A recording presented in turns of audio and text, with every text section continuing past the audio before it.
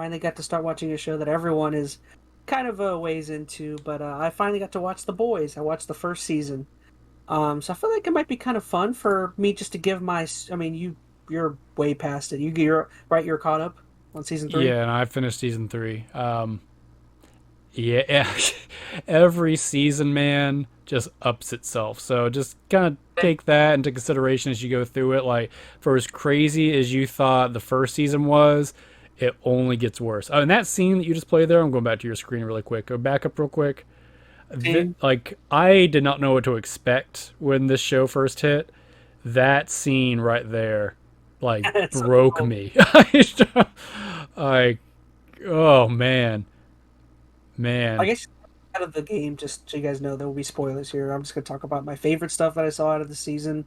I'll be super brief, actually. I thought I would take a while, but now that I'm thinking about it, everyone's already seen the first seasons. Well, most people, but yeah, I mean, overall, I agree with you, man. From like the very get go of season one, episode one, minute one, they freaking like that whole thing that happens with what's his name, Huey, I think his Mm-hmm. name is Huey and his girlfriend. Man, that is just it's I was talking to a buddy while we were playing golf the other day, but like this show finds a way to be one of the most grotesque and ridiculous shows, which is kind of crazy just thinking that it's a superhero show. I don't know Yeah, why that's it's weird because it has this very odd tone. Like, you can't tell if it is being gory for the sake of being gory, if it's being serious, if it's being funny gory, if it's being like horrific, tragic gory. Like, that scene right there hit on every emotion and heartstring I had. Like, I was grossed out.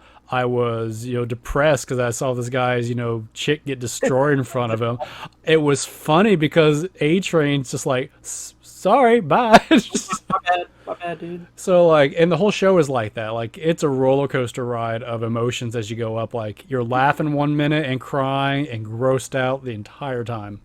Dude, I'll just go straight in, man. The airplane scene is one of the most horrific and like I mean, and it's horrific because, and you don't even get to see the aftermath of what It's happens. just so Like, messed up. it's just horrific just thinking about that situation. And, like, it's just thinking about putting yourself in that situation. It's really totally crazy how they're able to flip the whole story of what a superhero is, man. And it's not just Homelander. It's like every hero is like a damn it. They do their They're best to all make people. they're all people. They're realistic. Some well, not some of them are exaggeration of people, but like for the most part, each of them have their own problems. They're not all same. They're not. They don't all have the same issues. Like Homelander is, he's his own issue. Hmm. He's his own issue. But like you have like sex fiends. You have just narcissists, and you have It's people that have honestly egos. what would real life would be like if you had powers. Like, here's the thing. You Drug get addict. Yeah, I mean, you wake up with superpowers. Odds are you're not all of a sudden going to turn around and be Superman, even if you had all of his powers. Like, most people are not that morally good, that would hold those principles and those values, and that's going to be true for just about every traditional superhero that exists. Like, this takes archetypes of real people, how they would use superpowers in their real world, usually for self gain. You got them using it for fame and publicity and drugs, and for narcissistic reasons.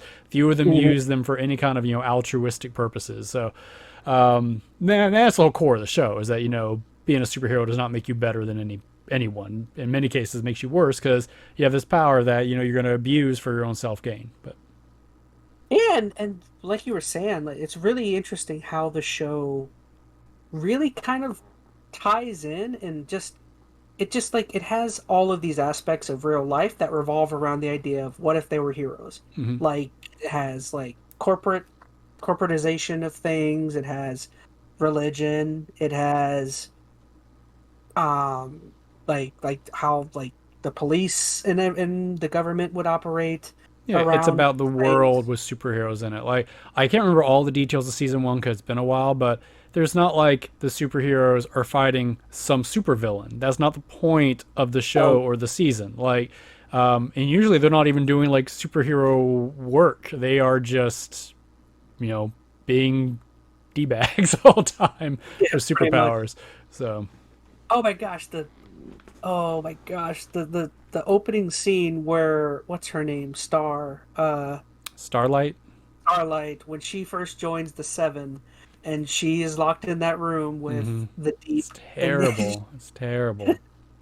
This and show she's is telling terrible. Terrible, by the way. Like, it's it's hard to recommend for those who have like weak stomachs or even just don't like seeing very uncomfortable scenes. Like this show puts you in situations that are extremely uncomfortable and I was ugh. talking about this show talking with my dad's buddy while my dad was there and I was just talking about how much I enjoyed the show and the one thing I didn't bring up with my dad, I just didn't want him to off-site hear it, but I'm just like I didn't bring up the whole like religious stuff. Like this show, like it, it doesn't hold its punches. It definitely seems like they try to get like I don't think they hit you over the head with the religion aspect, but they definitely are not afraid to like touch on it. And I don't know, again, like you were saying about the uncomfortableness. Like if you know, that's something to think about when at least watching the first season. I don't know if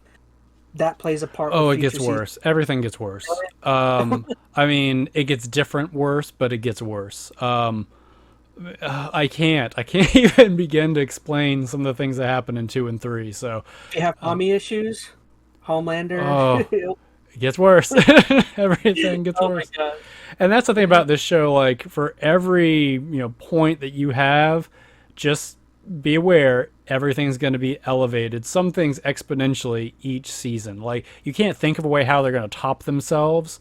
They find a way every time. So, ooh, man. Well, the interesting thing I'm noticing while looking at my notes while I was watching the show is I bring up all of these different things about how like hero worship, mega corporations. I'm looking at hero shareholder meetings, shady business practices, uh, heroes symbolizing aspects of politicians and government, and like it's so crazy how like all of that stuff you feel like at the beginning of the show is super important, and then into the season when things start going downhill, you're like, oh, so all that stuff pales in comparison because this guy is he's above all of that. Like you Yeah, think that stuff's gonna play a major aspect, it but like all boils down to it Homelander. all boils down to Homelander because I mean all of that it's just again it's interesting. You think that stuff is such a big deal, but Homelander's And every so powerful. season's the same way. Like there, and without going to spoilers, there's very little that they ever introduce that can ever be a stumbling block or a foil to Homelander. Like it's always just they're all getting ready for that pot to boil. Like, and it's odd because you keep thinking, okay, it's gonna happen, it's gonna get there, but it's just they keep edging it and edging it closer and closer to it, and you're just waiting for the massacre or whatever to happen. Um, but I mean, But that's the that is tension of the show. Like he is the Homelander, show. Like that whole struggle and really? tension. Yeah, like they introduce other things around that kind of build out other characters and the relationships and background for like how kind of where they got. But I'm But hoping there's more though. Like if that continues to there be is, but there isn't. mm, I don't let that turn you off because there's enough there that will still intrigue you to go through it. And the character of Homelander does change and evolve too over it, but it's still like he is still the issue, the foil they're trying to figure out. because like I've said before, when it comes to other IPs and stuff, the thing I like is I like things ending. And I think I like things ending well. Like I don't just want something to just Mm. continue on and on and on. Like I want there to be some resolution, some wrap up with Homelander, with everything about him. Like does it seem like I mean, I don't know how many seasons they've said that the show is supposed to go on Well, for, here's the but thing. To my knowledge, this is based on a comic. I don't know how far the oh, comic is. I forgot about So I don't know if they're trying to, keep in line with the comic. I've not read any of those, so I don't know how closely the show represents the comic or any of that kind of stuff. I agree, though. I mean, at some point, you want, this thing to tie on, not just drone on forever and ever. But it's got another season left in it, I'd say, like a good, valid story, telling that could take place.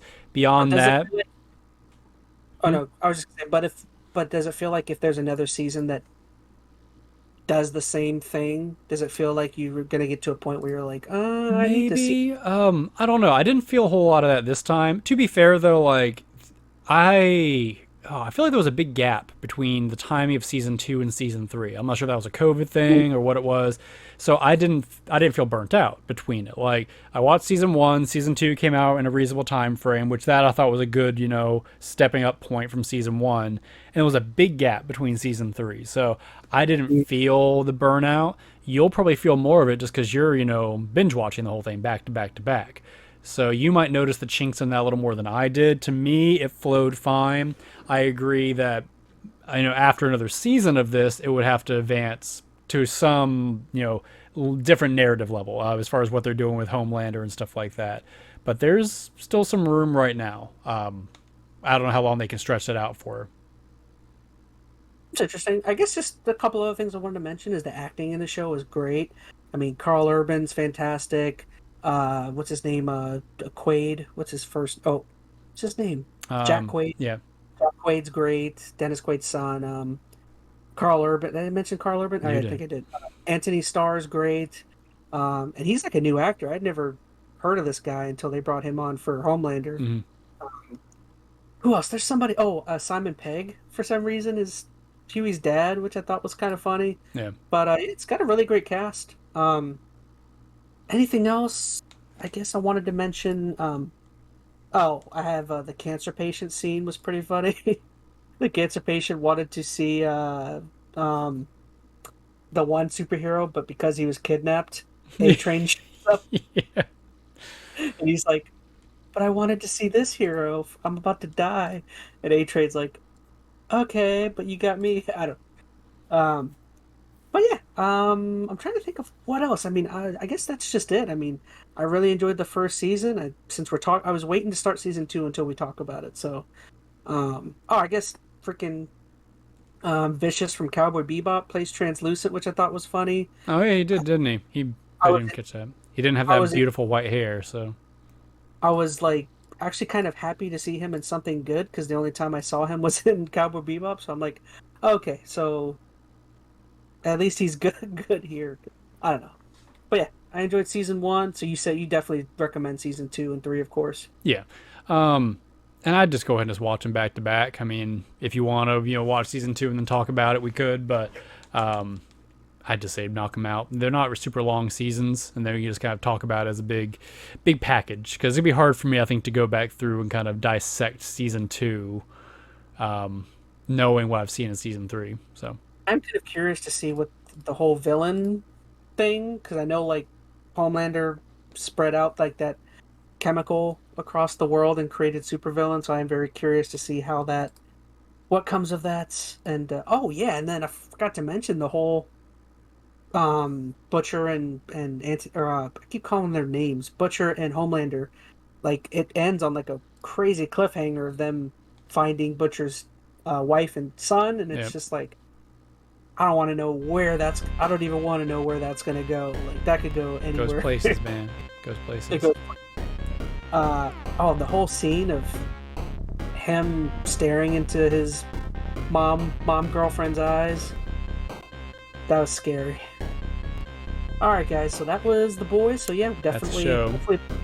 Hopefully by next week I'll be able to talk about season 2. We'll definitely put that on the list.